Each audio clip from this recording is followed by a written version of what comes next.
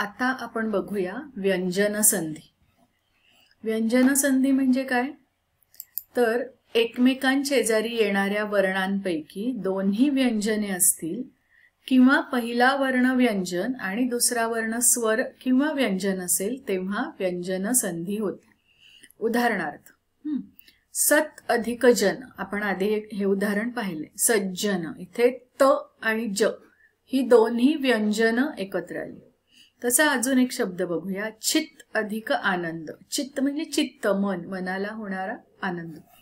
तर इथे त आणि आ, हे त हा वर्ण व्यंजन आणि आ हा स्वर, हे एकत्र आल्यावर दा हा हा वर्ण तयार झाला।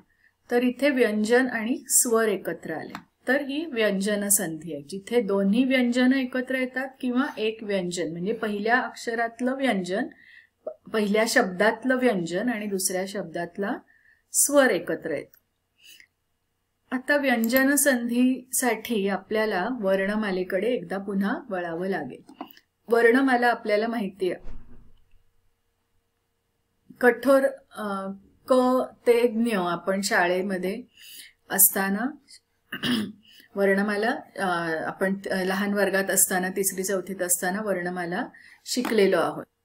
जेव्हा व्यंजन संधी होते तेव्हा ती व्यंजन कुठल्या प्रकारची आहेत त्याच्यावर संधी होऊन होणारा तिसरा वर्ण काय असेल ते ठरतं। तर त्यासाठी आपण वर्णमालेचे वर्गीकरण बघूया कसं केलेलं असतं। वर्णमालेतली ही काही व्यंजनं आहेत ती कठोर व्यंजनं असतात। तर कुठली आहेत ती? क, ख, च, छ, ट, ठ, त, थ आणि प, फ ही कठोर व्यंजन आहे। नंतर ग, घ, ज, झ, ड, ढ, द, ध, ब, भ ही मृदू व्यंजन आहे। कठोर व्यंजन आणि मृदू व्यंजन, त्यांचा उच्चार करताना आपल्याला फरक लक्षात येतो।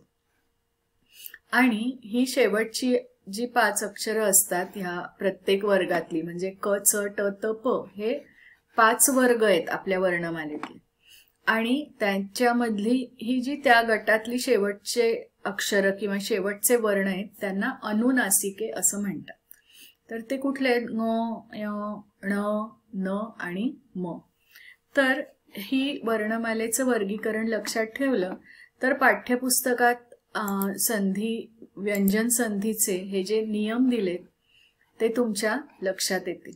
तर ते हे नियम वाचा आणि समजून घ्या।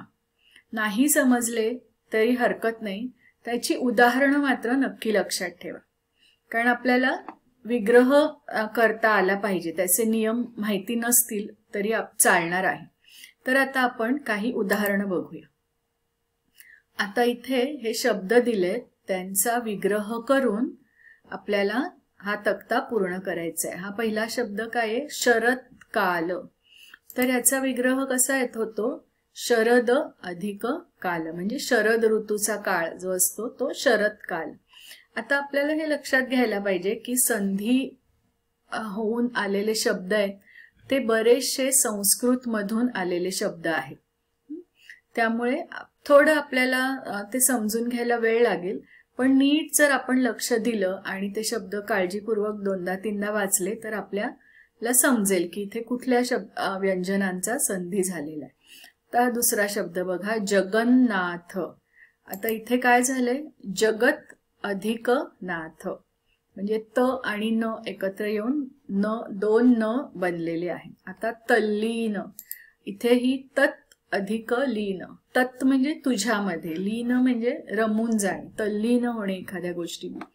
तर इथे त आणि ल ही दोन व्यंजन एकत्र आलीत। आता संताप, सम अधिक ताप। आता इथे काय झालं? संधी झाल्यावर होतं तेव्हा इथे अनुस्वार आला, तर हा कुठून आला? तर संताप, त, थ, द, ध, न या त च्या वर्गातला अनुनासिक कुठलाय? न, म्हणून तो अनुनासिक त्याचा अनुस्वार आपल्या या स वर आलेला आहे। तर अशा प्रकारे व्यंजन संधीमध्ये आपण संधी विग्रह करू शकतो। आता संधी विग्रह असेल तर त्याचा संधी काय होतो ते बघूया. आता बघा, सत अधिक आचार, ते काय झालं? सदाचार. सत अधिक मती, संमती, इथे पण संताप सारखं अनुस्वार आला. शब्द अधिक छल, शब्दच्छल. आता हा च कुठून आला हे शोधायचं असेल तर तो जो पाठ्यपुस्तकातले नियम दिलेत ते तुम्ही वाचले तर तुमच्या लक्षात येईल. शरद चंद्र, शरद अधिक चंद्र, शरद चंद्र. लाभ अधिक अर्थी, लाभार्थी. तर अशा प्रकारे आपण व्यंजन संधी बघितली. आता तिसरा प्रकार आहे विसर्ग संधीचा. तर एकत्र येणाऱ्या वर्णातील पहिला वर्ण विसर्ग व दुसरा वर्ण व्यंजन किंवा स्वर असेल तेव्हा त्यास विसर्ग संधी असं म्हणतात. त्याची आपण उदाहरणं बघूया. मन अधिक रंजन म्हणजे मनोरंजन. यासारखेच शब्द कुठले? मनोवृत्ती, मन अधिक वृत्ती. अधोवदन, अध अधिक वदन. दह असा जो ह सारखा उच्चार आहे तो या विसर्गाचा आहे. यश अधिक धन म्हणजे यशोधन. दुह अधिक जन म्हणजे दुर्जन. विसर्ग हा स्वरादी आहे म्हणजे तो अक्षर वर्णाला असलेल्या स्वराला जोडून येतो. तर दुह मध्ये स्वर कुठला आहे? उ, आणि त्याला हा विसर्ग जोडला म्हणून त्याचा उच्चार कसा झाला? दुह, दुह. नंतर निही रस, निही अधिक रस नीरस, त्याच्यासारखाच शब्द कुठला आहे? नीरव. निही अधिक कारण, निष्कारण. इथे विसर्गाचं काय झालंय?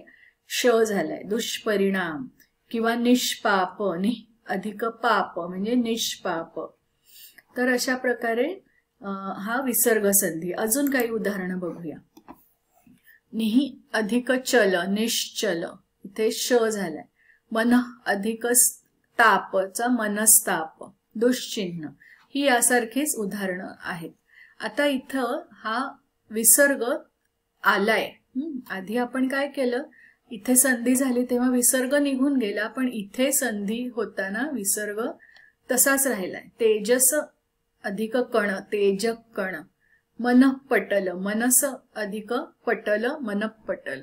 पुनर्जन्म, पुनर अधिक जन्म, पुनः अधिक जन्म, पुनर्जन्म. प्रातःकाल, तेजपुंज, हे असे शब्द आहेत.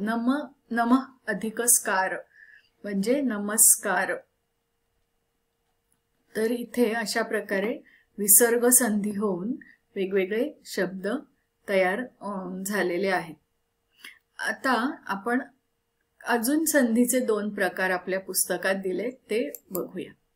आधी आपण विसर्ग संधीचा हा स्वाध्याय बघू.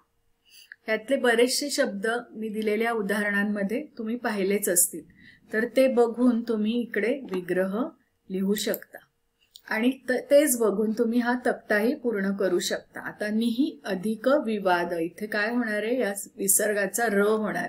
निर्विवाद. मन अधिक धैर्य, मनोधैर्य.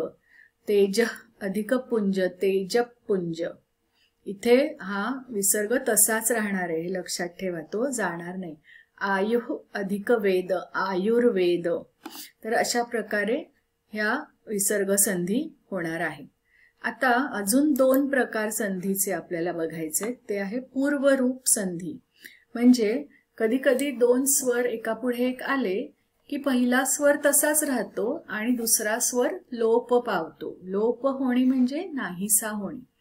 तर जेव्हा दुसरा स्वर लोप पावतो, पहिला स्वर तसाच राहतो आणि दुसरा स्वर लोप पावतो, तेव्हा होते पूर्वरूप संधी. म्हणजे नाही अधिक असा, नाहीसा.